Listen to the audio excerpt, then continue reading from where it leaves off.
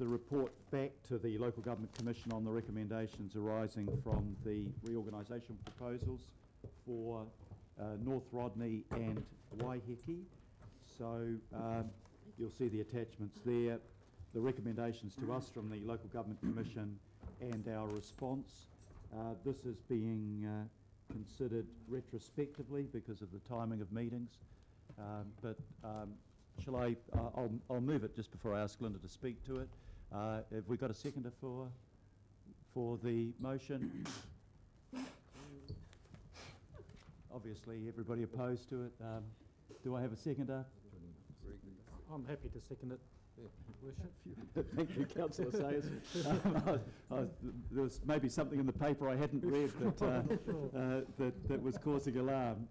So, Linda, if I can ask you to speak to the paper and settle any concerns. Thank you, Mr Mayor. Just to note that you're just being handed a single page. The response was considered by the Joint Governance Political Working Party on the 20th of June, and a couple of edits came through that crossed over with the printing time of the agenda. So there's two small amendments there that will need to be considered and hopefully accepted as part of that paper, and we'll get to those as I work through the presentation. So yes, this piece of work came out of the recommendations we received from the Local Government Commission at the end of March, following their determination regarding the North Rodney and Waiheke applications for reorganisation. The recommendations are made under statute, under Section 31(1) of the Local Government Act. While they're non-binding, we are required under legislation to report back. So this is the first of two report backs. Another one is due, reporting progress on actions at the 1st of November this year. I think it's fair to say that the recommendations that the LGC made are pretty consistent with the outcome of the Governance Framework Review that was finalised last September. But they also encouraged Council to do some additional work. There are also some specific recommendations in relation to Rodney and Waiheke. There was 12 recommendations overall, and we gathered them up under themes because some of them were pretty similar in nature. Those themes are outlined in paragraph 6, and that's the way the report, which is attachment B, is structured under those themes. Then there's the Waiheke and Rodney recommendations also have a section of their own, and I won't go through them. I'm happy to answer questions on those. Finally, there is a recommendation to the Minister of Local Government that was made by the Local Government Commission, and that relates to issues around representation and Auckland Council's flexibility in relation to its number of governing body members, and also its inability to make adjustments to local board boundaries, even minor ones, without going through a reorganisation proposal, which is, as you well know, a very long and complex process. In terms of the process for developing the response, I guess I'd just like to say that the report's basically a factual one. It covers work that was already underway, work that's already been agreed, and sets out a work program going forward. We did presentations to the governing body, Local Board Chairs Forum, the Local Board Chairs Forum on its own. We did individual workshops with Rodney and Waiheke local boards. That was followed up with discussion with local boards led by relationship managers, and then, as I noted before, the consideration by the political working party. Because of the date that the Local Government Commission required, this was 22 June, it has been sent off as a draft. They are aware that you are considering it today and will await confirmation of it being ratified. They have advised that they will probably put out a media release about the response on Friday. Thank you very much, Linda. That looks to me to be a pretty comprehensive response to the Local Government Commission recommendations and a satisfactory answering of them. But open it up for questions now from councillors. Deputy Mayor Bill Cashmore. Thank you, Mr. Mayor. Completely get that the two are aligned with the government's framework review and some of the recommendations coming through. So with our responses, how are we going to measure and report back on those both to the local boards and to the governing body? There is an implementation program coming out of the governance framework review that is being reported back to the political working party. That program can also or will also pick up any additional actions that have come out of these recommendations. And another report will come back to this body in November before it goes, the final report to Local Government Commission. And there'll be like biannual reporting on against that, or how will that work through? That's the last report that they require from us as far Back as to us though, I mean. Oh, sorry. You want to answer that one, Phil? Well, the reporting back through the political working party is the primary mechanism, and that's ongoing. Okay. Right, Councillor Richard Hills. Through you, Chair. Thank you for this. Will the recommendations or the responses to recommendations take into consideration some of the things we have done, so like increasing the road ceiling budget for Rodney, which has been decided, and the other one is consider the local board office to be within the Rodney local board? That's, yep. I think a decision's been made to further that work already through the corporate property strategy as well. Absolutely, through the chair, absolutely. This, I was literally writing and changing this report until the very last minute as decisions were made, both on, for example, on the RLTP and the 10-year budget. So it has picked up the decisions made around road resealing extensions and the change of location of the Rodney Local Board office that was foreshadowed in the corporate property strategy. So, okay. Yes. Thank you. Great. Would either, maybe Councillor Lee, if you'd like to comment. Thank you very much. This, I guess, is a positive step, but I think it's important that we don't exaggerate it to ourselves, really, because it's not a major change at all. Can I just point out, in terms of the boundaries of the Auckland region, the minor adjustments referred to on page 5 of the report comprise the two largest water storage dams in the Auckland region, and they were, for political reasons, not particularly logical ones, were transferred from Auckland for the first time in its history into the Waikato region. So I wouldn't say they were minor adjustments, and it's something that we need to think about how sustainable that is. Coming back to the central question, the key problem and the key concerns that the Waiheke community has do not really relate to Mātiatia. That's an administrative problem, and it is sensible to have a structure plan or a strategic plan. The key problem the Waiheke community has with the Super City model is really around procurement and the enormous amount of money that Auckland Transport spends well above the odds when the local people compare with other local governments around New Zealand on roading and so on. They find this waste of money quite frustrating. So it's the key problem on Waiheke is the enormous power and role that Auckland Transport has, to a lesser extent Pānuku, but that's being managed, I guess, with the Mātiatia plan. But it does relate to procurement, and this is well meant and a step in the right direction, but it is of no real substance, I have to say. Thank you. Okay.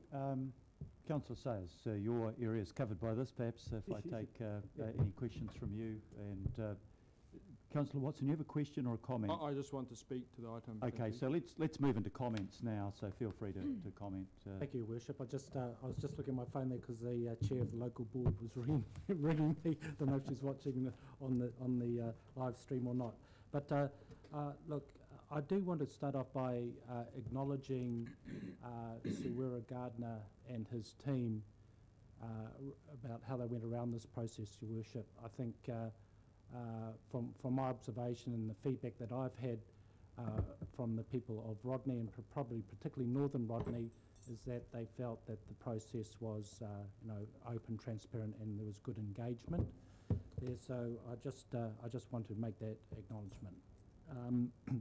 I think in terms of the group that kind of spearheaded this and kicked it off, the Northern Action Group, or the NAG group, they would probably, if they were here today, express a little bit of disappointment around the outcomes, but it did go through a kind of robust process. Their disappointment would probably be around the financial modelling.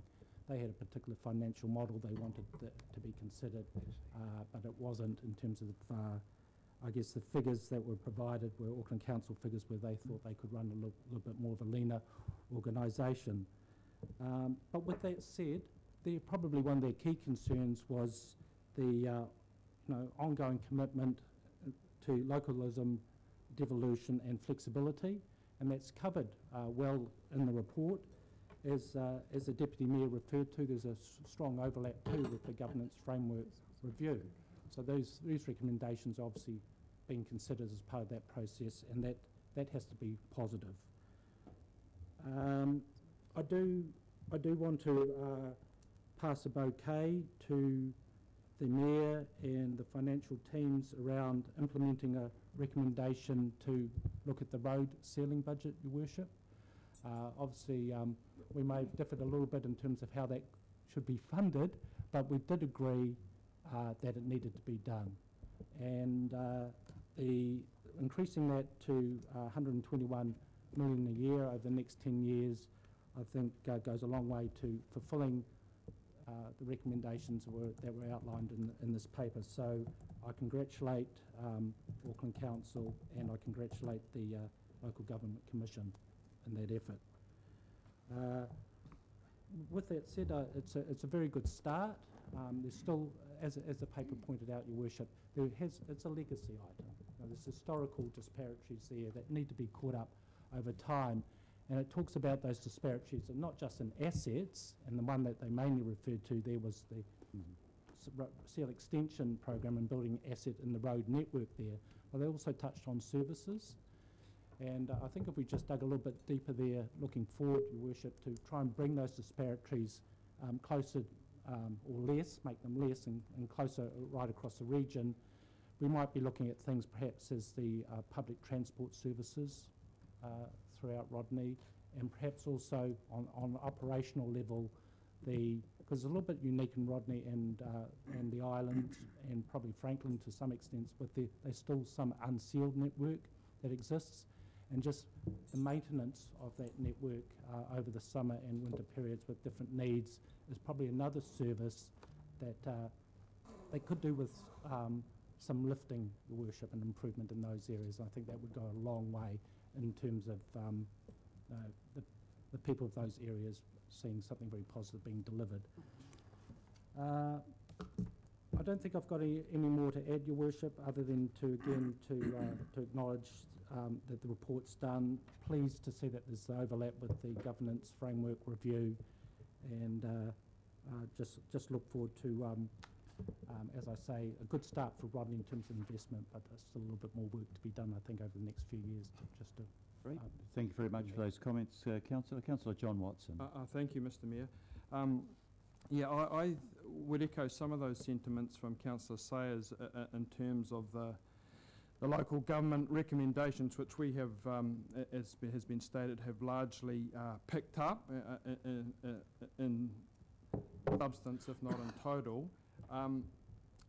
And they certainly made a number of points that could probably apply to Auckland as a whole, certainly in terms of things like transparency through improved communication, that's certainly a sentiment that's been echoed around here on a number of occasions as the need to be a little bit more localised in messaging and actually communicating on a more local level rather than just the one-size-fits-all sort of approach that's been taken, because there is no doubt that if I take Rodney as an example, there have been significant benefits to that community since the Auckland Council, and they are often not fully appreciated by the community, and the council, ironically, is its own worst enemy and not really spelling that out on a repeated basis. So that is a good recommendation that I would suggest that could go right across Auckland. In terms of Rodney, however, and I know this concentrates on northern Rodney, where the discontent seems to be at its highest, but I would just make the point that my ward, for instance, takes in what was southern Rodney. So as much as Councillor Sayers' ward is dealing with the north and the west, in the Albany ward, the most populous part of the old legacy Rodney District Council is actually on the Hibiscus Coast, and I would suggest that a number of the issues that concern the people in the north of Rodney, certainly in terms of their view of the Auckland Council, apply equally well to southern Rodney, actually, in terms of how the councils are perceived. Certainly in that respect, the Commission made the very valid point, I thought, that for the success of the council going forward, there needs to be mutual respect, there needs to be clear communication, and it highlighted some of the issues which we have responded to in words anyway, that might go some way to addressing these misunderstandings, things to do with feelings of disempowerment and disillusionment, public dissatisfaction, poor process, and insufficient consultation. I would suggest that some of those are a little bit more intangible than measuring the number of kilometres of roads that are sealed, that they're more to do with how people perceive they are being treated. And in that respect, I think we still have some way to go. And I should just mention, Mr. Mayor, the Legacy Rodney Council was not a hard gig to follow. It should not have been a hard institution to get a better feedback from the community by comparison. I mean, if we look at recent times, we see there's been bribery and corruption cases where ex-Rodney transport officers were at the centre of. Their last outgoing CEO has been sacked from his job in Halls Creek Shire in Australia as a consequence of the involvement of the Australian crime and corruption.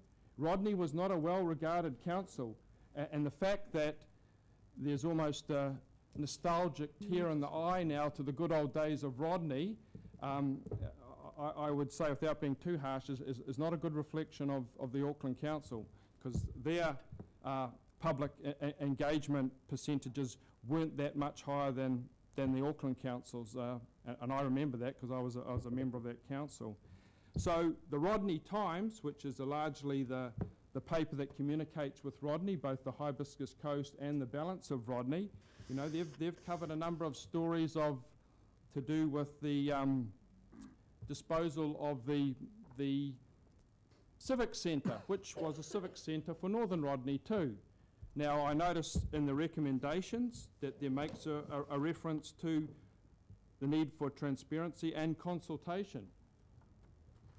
The very civic centre of the area this report has been dealing with was disposed of without a single word of consultation, and that was Point reported. of order, Mr. Chairman. Is this part of the agenda? Excuse no, me. sorry, it's a point of order. there That's is not a point of order. Sorry, there is a point of order on the Yes, floor. I'm relevance, bound to hear relevance it, to the so- agenda. Truth hurts. Yeah, it always does. Relevance Look, to the order, agenda. please.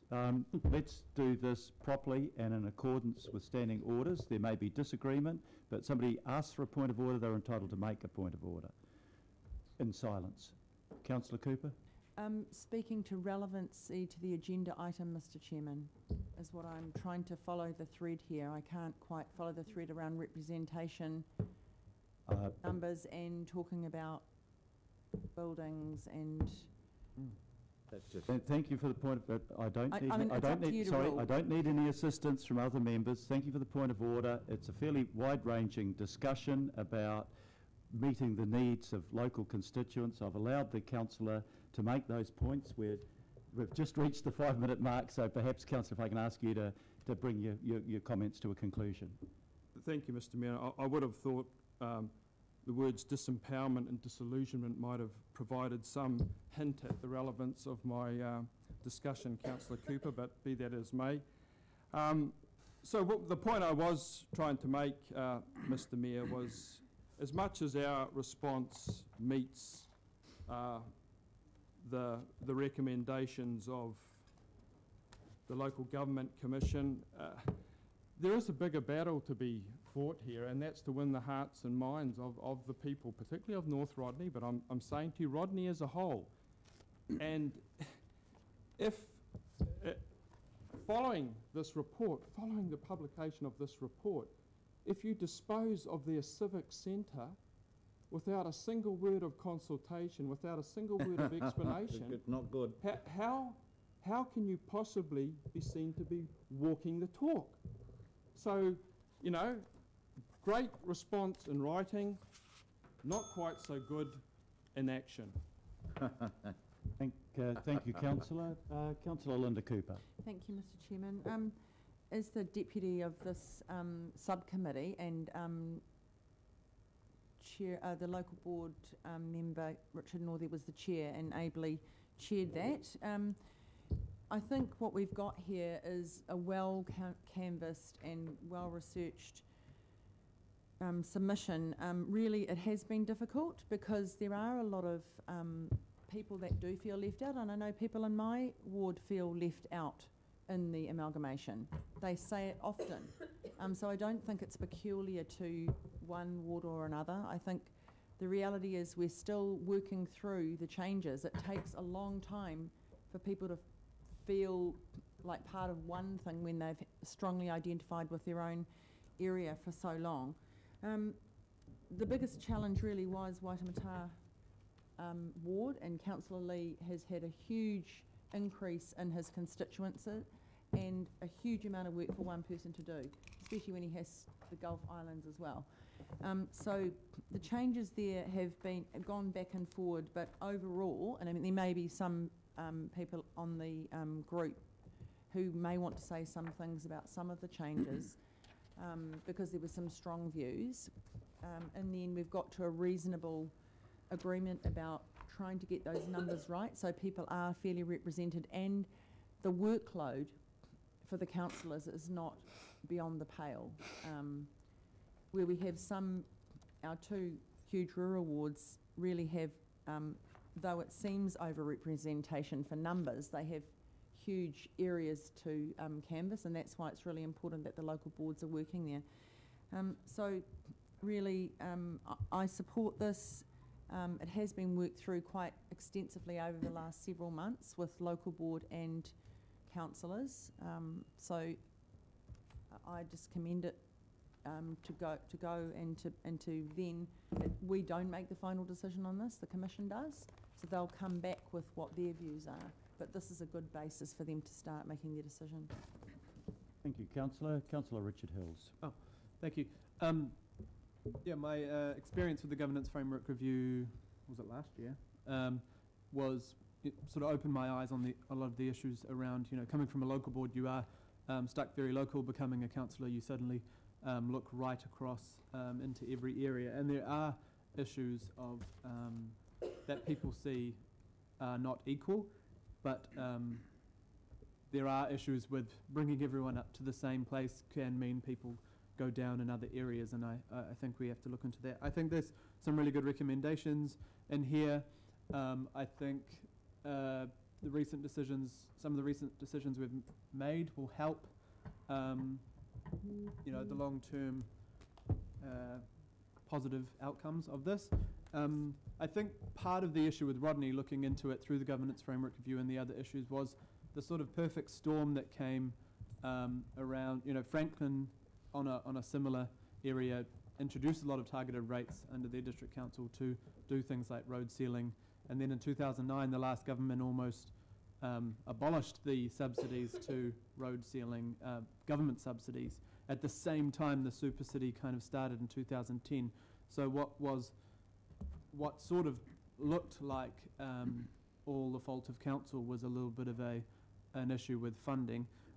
What we have done, and I think is really good, is increase the ceiling budget, which will be a physical, visible thing for Rodney residents to notice. That I think it's like an 80 million increase to the road ceiling budget, which I feel people up there will notice a change in a physical sense, which is good. The other thing is around the representation, the corporate strategy. I know that's been controversial, and it is difficult to make those decisions, but I think having a local board area, a local board office and staffing for the Rodney Local Board eventually in the Rodney Local Board will be a positive, as well as those other customer service centres which will be set up in different towns of the Rodney area. I think the other issue that we face there is around what Councillor Watson said, is actually selling that message, actually talking, making sure that council is getting those messages out, because there is some really good wins already in right across Auckland, but we maybe are not telling the story and showing people what the benefits from being an amalgamated city and what expertise we're getting right across, because there was a discussion if the split-offs for Waiheke and Northern Rodney, you're looking at between 40 and 48% increases to rates, and they would probably end up having to contract in most of Auckland Council staff to do a lot of the work, which wouldn't be efficient. But it's people. Some people didn't necessarily believe that, or there was more concern about those figures. But I think what we need to do is show how that works on the ground and actually increase our presence. But it's up to all of us to make sure that we're helping tell those the story and the correct figures. And actually, sometimes when you sit down with people who are really stressed out and upset about issues that they feel are an issue, sometimes just showing them the figures and showing them how it all works can allay those fears and calm people down a bit. So it's totally okay for people to feel they're not getting the right amount of service, but sometimes it's about looking and showing what it would look like if it was another way. Because we know places like Waiheke are unique. They're not connected to us. Rodney is almost the size of the rest of Auckland, with a population that's below what most wards are. So it's how you tip those balances. And I think some of the recommendations in here will fix that. The Local Government Commission's got some other good ideas. Nothing's ever going to be perfect, but I really think this is a good way forward for all of us to focus on. So thank you. Thank you, Councillor. Councillor Daniel Newman. Yeah, just briefly, Your Worship, with respect to representation arrangements, and that's addressed in attachment A in the report, we have to be careful to ensure that we are matching the words with the outcomes. I think that the Governance Working Party is about to adopt a recommendation to split the Manukau ward, despite in fact having the two local boards within the Manukau ward being deeply opposed to that suggestion. Where is the opportunity, where is the vehicle for the local boards, Māngere Idaho and Otara Papatoetoe, to be able to challenge that within the family, or do those local boards have to go and object to the proposal that the governing body resolves and sends to the Local Government Commission? Because if that's what happens, the Local Government Commission will have to consider a situation whereby two local boards are arguing against the governing body in relation to representation arrangements affecting local communities.